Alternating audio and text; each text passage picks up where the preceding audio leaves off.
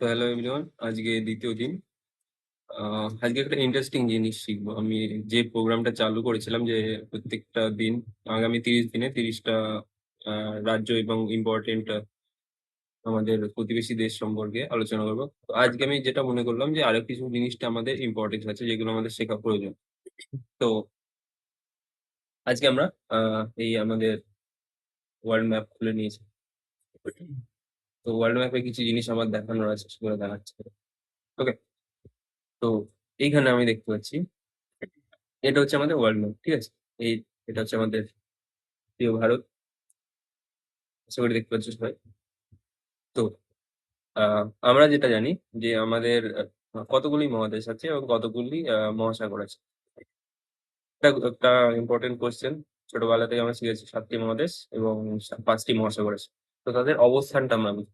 দেখো, প্রথমে আমাদের যেটা মনে রাখতে হবে যে এই যে আমাদের কাছে যে ম্যাপটা আছে এটা একটা 2D ম্যাপ, কিন্তু আমাদের পৃথিবী 2D না, পৃথিবী একটা গোল, ঠিক আছে? যেটা আমরা ম্যাপ খুললে বুঝতে পারি। মানে গুগল ম্যাপ, গুগল আর্থ খুললে বুঝতে পারি। সেটাও আমি দেখাবো একটু পরে। তো এটা যেহেতু একটা 2D ম্যাপ, তো আমাদের বুঝতে হবে যে এইটা যেমন এইরকম দুটো প্লেন আছে, এরকম দুটো পাতা ছবি হয়, তার মানে এটা পরবর্তীতে গিয়ে এরকম ভাবে মিশছে আরো, ঠিক আছে? যেমন এই যে আমরা যদি এই দিকটা দেখি, এই অঞ্চলটা দেখি, এই অঞ্চলটার সাথে কিন্তু আবার এই অঞ্চলটা মিশছে, ঠিক আছে? ঠিক এই জায়গা করেই আমাদের ইন্টারন্যাশনাল রেড লাইন আছে, সেইটা সম্পর্কে আমরা বলবো। ওকে, তো শুরু করা যাক। প্রথমে আমরা দেখি মহাসাগর, ঠিক আছে? প্রথমে মহাসাগর দিয়ে যখন বলি, তো মহাসাগর সম্পর্কে একটা আইডিয়া দিই যে মহাসাগর যখন আমাদের পৃথিবী তৈরি হয়েছিল, তখন যখন এই সমস্ত ভূখণ্ডগুলো একত্রিত ছিল তখন দুটি একটি একটি বড় ভূখণ্ড ছিল এবং একটি বড় জলমগ্ন দেশ ছিল। মানে জলমগ্ন একটা মহাসাগর ছিল। তো যেহেতু এই যে আমাদের মহাদেশটা ছিল সেটাকে আমরা বলি প্যানজিয়া, এবং যে জলমগ্ন এরিয়াটা ছিল সেটা হচ্ছে প্যান্থালাসা, ঠিক আছে? সেইটা থেকে ভেঙে টেকটনিক মুভমেন্টের ফলে আমাদের এই সমস্ত বর্তমানে আকারটা ধারণ করেছে। তো এখন যেহেতু আমাদের উপরে যে মহাদেশ বা যে সমস্ত স্থলভাগ আছে সেটা যেহেতু ফ্লোটিং এরিয়ায় আছে, মানে ম্যাগমা বা লাভা বলো যেটার বলো, যে তরল অবস্থায় যে জিনিসটা আছে আমাদের মাটির নিচে, তার উপরে একটা ফ্লোটিং অবস্থা আছে। তার মানে কি, আমরা জানি যে যেমন আমাদের জলের উপরে নৌকা ভেসে বেড়ায়, দুটো নৌকা একসাথে থাকলে ভেসে বেড়ায়, বা আমরা যখন দেখি যে অনেকগুলো সিনেমাতে দেখায় যে ভেলা বা বাস দিয়ে যখন কোনো ভেলা তৈরি করে কোনো মানে সমুদ্রের ঢেউয়ের ধাক্কায় যখন সেটা ভেঙে যায়, তো কি হয়, তারা একটা দুটো নিজের থেকে সরিয়ে ফেলে। ঠিক সেরকমই আমাদের মহাদেশগুলো যখন ভাসমান অবস্থায় ছিল ম্যাগমার, তখন বিভিন্ন রকম টেকটনিক মুভমেন্ট, সেটা ইনওয়ার্ড মানে আউটওয়ার্ড হোক বা ইনওয়ার্ড হোক মুভমেন্ট, সেটাও দেখাবো আমরা কিভাবে মুভমেন্ট হচ্ছে, সেটাও পরবর্তী ভিডিওতে দেখবো। তো এইখানে আমাদের এই স্ট্রাকচারটা তৈরি হয়েছে, ঠিক আছে? এবার আমরা যেটা জানি, আমাদের এশিয়া মহাদেশ আছে আমাদের। প্রথমে মহাসাগর সম্বন্ধে আলোচনা, ঠিক আছে? সব থেকে বড় মহাসাগর যেটা হচ্ছে আমাদের, সেটা হচ্ছে প্যাসিফিক ওশান, ঠিক আছে? আমি একটু চেঞ্জ করে নিই লাইনিংটা।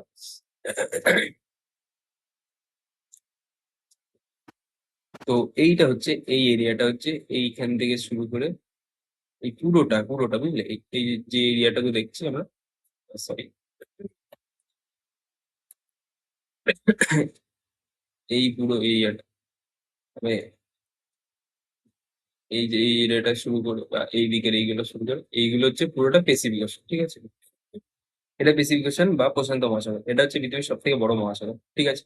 এটার অবস্থানটা বুঝে গেল। আমি এবার তোমাকে যেটা বললাম যে যেহেতু আমরা এটা একটা 2D ম্যাপ দেখছি, তাহলে সেই জন্য আমরা দেখছি এইখানেও কিছুটা অংশ আছে, এইখানেও কিছুটা অংশ। এটা কখনোই এমন না যে অর্ধেকটা কেটে দিয়েছে বা অর্ধেকটা এদিক আছে। আমরা কি জানি, আমাদের পৃথিবী গোল, আমরা কোনো ফ্ল্যাট না, আমরা সেই কোপার্নিকাস বা তাদের আমলে নেই, আমরা বর্তমানে সমস্ত কিছু আমাদের আইডিয়া আছে। তো এটা হচ্ছে আমাদের মহাসাগর। এরপরে আমরা দেখছি, এরপরে এরপরে দ্বিতীয় সব থেকে বড় মহাসাগর হচ্ছে, সেটা হচ্ছে আমাদের আটলান্টিক মহাসাগর বা আটলান্টিক মহাসাগর। আটলান্টিক মহাসাগর হচ্ছে এইটা, এই যে ঠিক এই এরিয়াটাই যেটা আছে, এটা হচ্ছে আটলান্টিক মহাসাগর, এই পুরো এরিয়াটা, ঠিক আছে? এটা দ্বিতীয়। তৃতীয় হচ্ছে আমাদের ভারত মহাসাগর। ভারত মহাসাগর কোনটা? এই যে এই পুরো এই এরিয়াটাকে যেটুকু আছে এটা ভারত মহাসাগর, ঠিক আছে? এবার দেখাচ্ছি কুমিরু আর সুমেরু। কুমিরু মহাসাগর বলতে আমরা যেটা উত্তর অঞ্চলে যে এই জলভাগ গুলো বুঝি, এটা কুমিরু, এবং নিচে যে এই জলভাগটা আছে এটা সুমেরু গেল। ব্যাস, পাঁচটা মিটে গেল, খুব সিম্পল, খুব সিম্পল ভাবে মিটে গেল। এবার আমরা জেনে নিচ্ছি আরেকবার এটা ডিভাইস করে নিচ্ছি। প্রথমে সব থেকে বড় হচ্ছে প্রশান্ত মহাসাগর, ঠিক এই এরিয়াটা এবং এই এরিয়াটা প্রশান্ত মহাসাগর সব থেকে বড়। দ্বিতীয় হচ্ছে আটলান্টিক মহাসাগর, আটলান্টিক মহাসাগর এখান থেকে আসছে, এইটা আসছে, ঠিক আছে। তৃতীয়ত ভারত মহাসাগর, ভারত মহাসাগর এখান থেকে এইটুকু আসছে। আর আমাদের কুমিরু আর এটা নিচেরটা হচ্ছে সুমেরু, বা উত্তর মহাসাগর বা দক্ষিণ মহাসাগর যেটা বলে, নর্থার্ন সি সাউথার্ন সি যেটা বলে। আহ এরপরে আমরা দেখি মহাদেশ সম্বন্ধে, ঠিক আছে। এবার মহাদেশ সম্বন্ধে যেটা বললে আমাদের হচ্ছে আমাদের সব থেকে ইম্পর্টেন্ট কিছু কোশ্চেন আছে যে আহ, এমন কোনো পরীক্ষা এখন আমি পাইনি যদিও, কিন্তু হয়তো কোনো দিন কোশ্চেন করতেই পারে। প্রত্যেকটা মহাদেশ আহ, তার ভিতরে একটা নির্দিষ্ট দেশ, মানে একটা নির্দিষ্ট দেশ একটা মহাদেশের ভিতরে অবস্থান করে, এই কথাটা আংশিকটা সত্য এবং কিছুটা মিথ্যে বলে। যেমন দেখো, আমরা যদি আমাদের এশিয়ার মোটামুটি একটা ম্যাপ আছে, এশিয়ার এই মোটামুটি একটা যদি ম্যাপ আঁকি এইরকম করে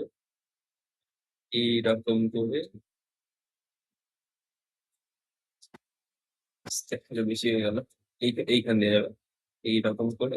এই এইটা হচ্ছে আমাদের এশিয়ার ম্যাপ, ঠিক আছে।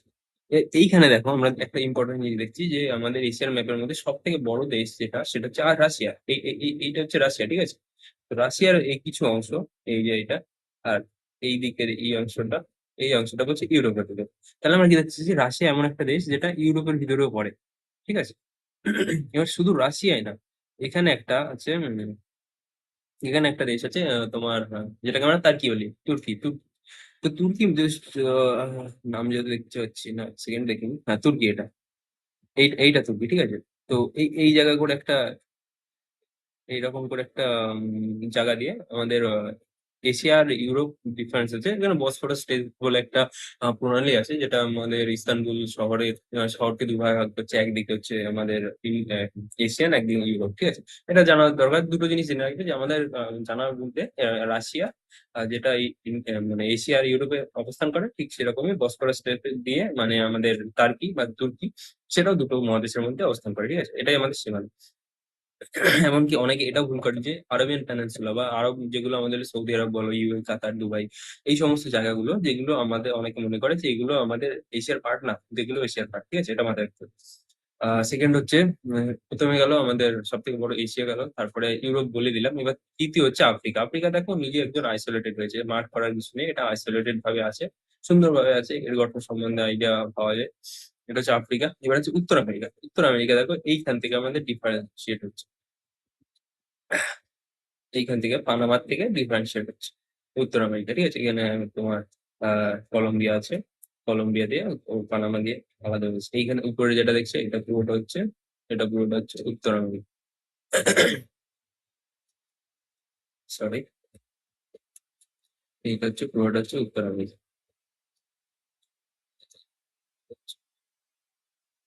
এবার হচ্ছে দক্ষিণ আমেরিকা। দক্ষিণ আমেরিকার সম্বন্ধে বলি, দক্ষিণ আমেরিকাটা নিচে আইসোলেটেড ভাবে আছে, খুব সুন্দরভাবে দেখা যাচ্ছে। আর লাস্ট হচ্ছে ওশেনিয়া বা অস্ট্রেলিয়া বলে, এটা এই নিউজিল্যান্ড বা এই এরিয়াটা নিয়ে হচ্ছে। তো আমরা আমাদের সাতটা দেশ সম্বন্ধে, ও সরি সরি, সাতটা হয় না, এখানে মেনশন করা নেই। এইখানে একটা আছে আটলান্টিক, এই সরি আটলান্টিক আন্টার্কটিক, এই জায়গাটা একটা আছে, সেটা হচ্ছে আন্টার্কটিকা, ঠিক আছে। আন্টার্কটিকাটা হচ্ছে আমাদের পুরো বরফ মহাদেশ। আর উপরে কিছুই নেই, উপরে শুধু বরফ দেওয়া আছে যদি, আর এটা একটা বরফীয় মহাদেশ, ঠিক আছে। এটা আমাদের মাথায় রাখতে হবে। এবার আমরা দেখাবো উম, মহাদেশ সম্বন্ধে হলো, ঠিক আছে। এবার আমরা কি দেখবো, মহাদেশ সম্বন্ধে জানা হলো, এবার আমরা দেখি আমাদের কিভাবে বৃষ্টি বাদলা হয়, যেগুলো আমাদের মনসুন।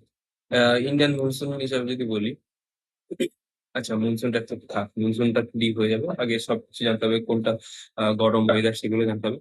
তো প্রথমে দেশগুলো সম্বন্ধে জানা হলো।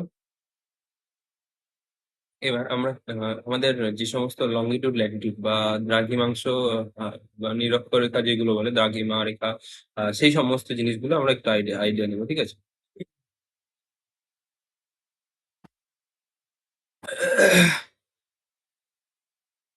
এইটা হচ্ছে 0 ডিগ্রি। 0 ডিগ্রি, এই যে পুরোটা যাচ্ছে এটা হচ্ছে 0 ডিগ্রি, ঠিক আছে। আমি আর মার্ক করছি না। এই 0 ডিগ্রির কথার অর্থ কি? দেখো, 0 ডিগ্রি হচ্ছে আমাদের নিরক্ষরেখাকে বলা হয়। নিরক্ষরেখা কিছু কিছু দেশগুলোর মধ্যে দিয়ে যায়, যেমন আমাদের এখানে ইকুয়েডর আছে, ব্রাজিল আছে, কলম্বিয়া আছে, এইদিকে সুদান আছে, তারপরে এই ডিআরসি আছে।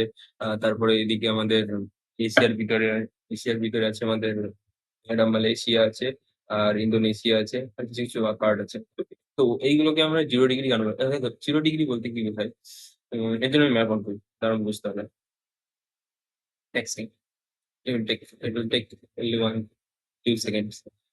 Google একদম করি, অন হবে ওটা। আহ, তো 0 ডিগ্রি যেমন আছে সেরকম আমাদের এখানে 23.5 ডিগ্রি, ওটা 30 ডিগ্রি দেওয়া আছে, তো আমাদের একটা 23.5 ডিগ্রিও আছে, ঠিক আছে? আমাদের মাথায় একটা 23.5 ডিগ্রি ঠিক এই জায়গায় পড়ে যাবে।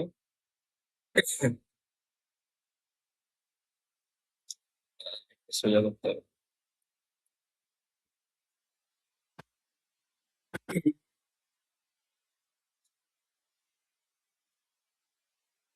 এইটা হচ্ছে আমাদের 23.5 ডিগ্রি, ঠিক আছে? এটা হচ্ছে 23.5 ডিগ্রি, নর্থ না সাউথ? অলওয়েজ নর্থ, কারণ এটা আমাদের নর্থ উত্তর গোলার্ধ। হ্যাঁ, সরি, এটা আমি বলতে ভুলে গেছি, এটা আমি বলে দিচ্ছি একদম। দারুণ মাথায় চলে এসেছে। উত্তর গোলার্ধ, দক্ষিণ গোলার্ধ।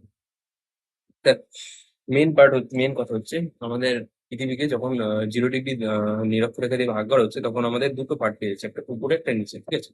যেহেতু ম্যাক্সিমাম প্রদেশগুলো দেখো ইউরোপীয় বা আমেরিকা, এরাই তো মেন ম্যাপ গুলো তৈরি করেছে, বা ম্যাপ গুলোর মেন মেন জায়গাগুলো, মানে মেন মেন কন্ট্রিবিউশন এদিক দিয়েই পাওয়া যাচ্ছে, ঠিক আছে? তো তারা সবসময় মাথায় রাখবে যে যখন কেউ তৈরি করে তখন তাদের নিজেদের সব থেকে সর্বোচ্চ মূল্য, নিজেদেরকে সর্বোচ্চ মনে করে। তা তুমি বলো না যে আমরা পৃথিবীতে একটা ফ্লোটিং মহাকাশে ফ্লোট করছে, তাহলে কি করে তারা উত্তর পেলো দক্ষিণ পেলো, ঠিক আছে? ওরা সবসময় নিজেদেরকে সুপিরিয়র বলার জন্য নিজেদেরকে উত্তরে উত্তরে উত্তরে রাখে, মানে উপরে রাখার চেষ্টা করে, সেই জন্য মানে নিজেদের যে সুপিরিয়রিটিটা দেখাতে পারে, সেই জন্য এরা এটাকে উত্তর বলছে, নিচটাকে দক্ষিণ বলেছে, ঠিক আছে? এর অনেক তথ্য আছে, সেই ডিপে যাচ্ছে না। তো এটা আমাদের বলার কারণ, আর এই এরিয়াটা, এই যে আমরা এই এরিয়াটা পেলাম,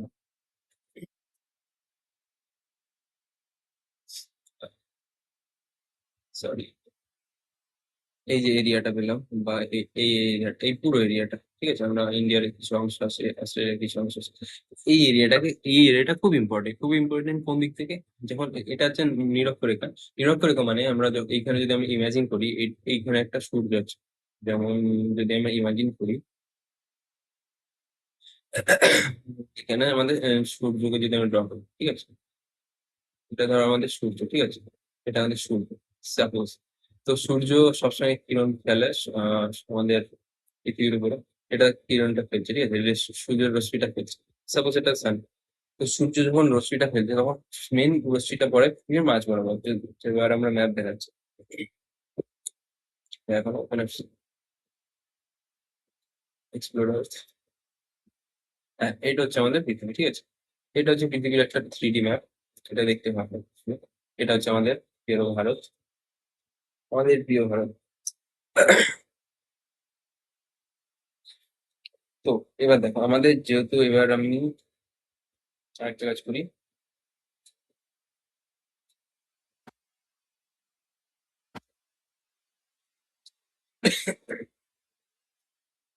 হুম, হুম, এটা সম্বন্ধে কোনো আইডিয়া হিসেবে, এইটা হচ্ছে আমাদের ভারত, আর এইটা হচ্ছে আমাদের পৃথিবী, ঠিক আছে? ইকুয়েটার মানে নিরক্ষরেখা। ঠিক, টপিক অফ ক্যান্সার মানে কর্কট ক্রান্তি রেখা, টপিক অফ ক্যাপ্রিকন মানে কি বলে ওটাকে? কর্কট ক্রান্তি রেখা, মকর ক্রান্তি রেখা, ঠিক আছে?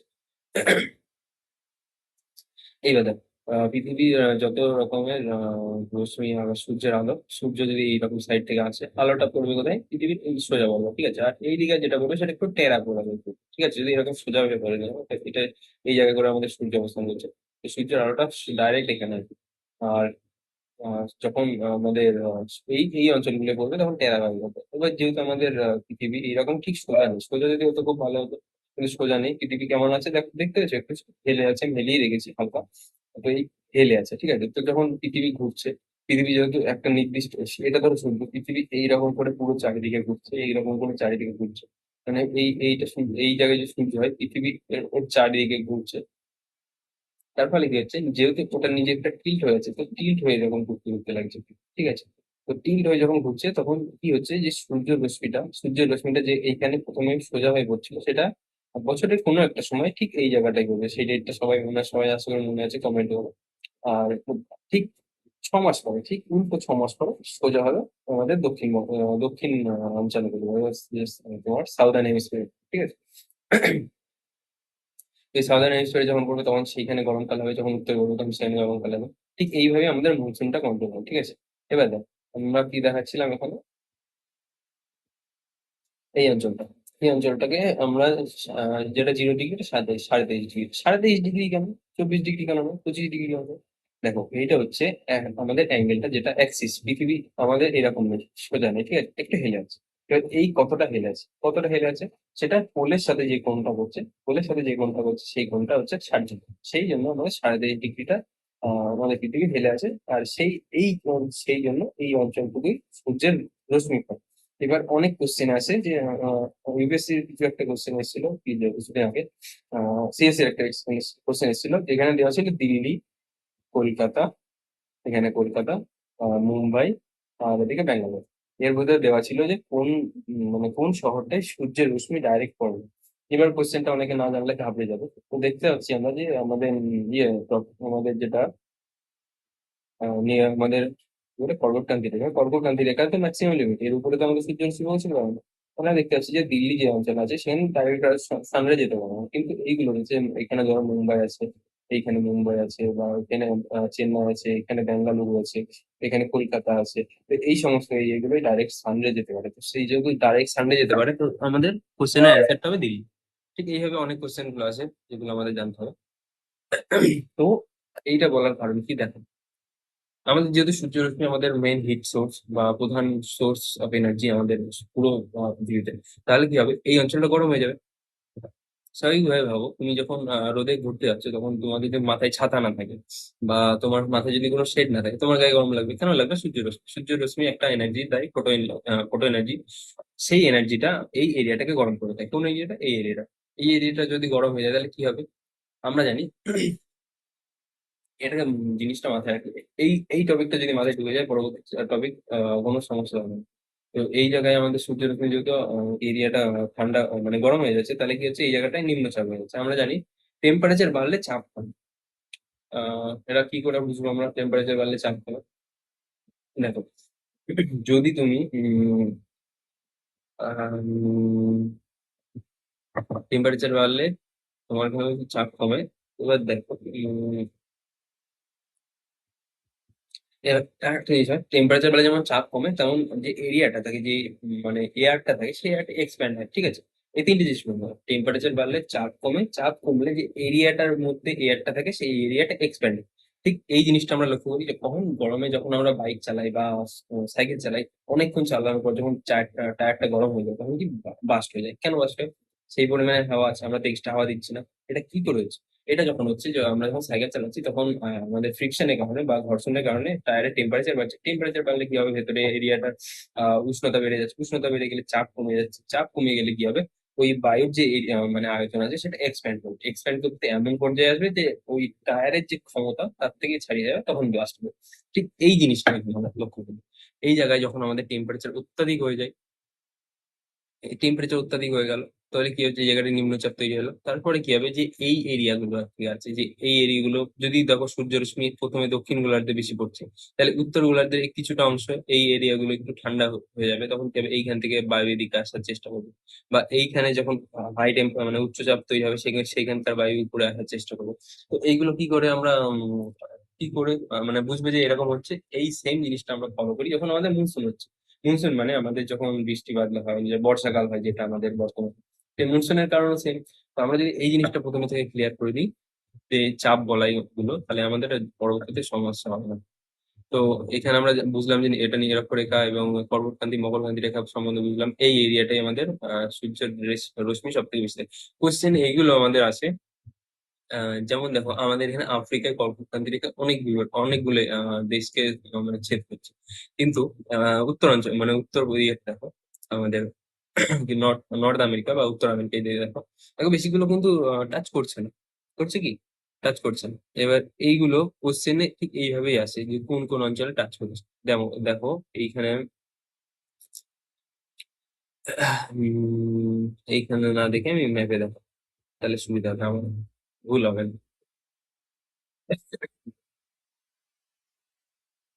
এইট এইট হচ্ছে আমাদের টপিক অফ ক্যান্সার বা টপিক অফ ক্যান্সার বা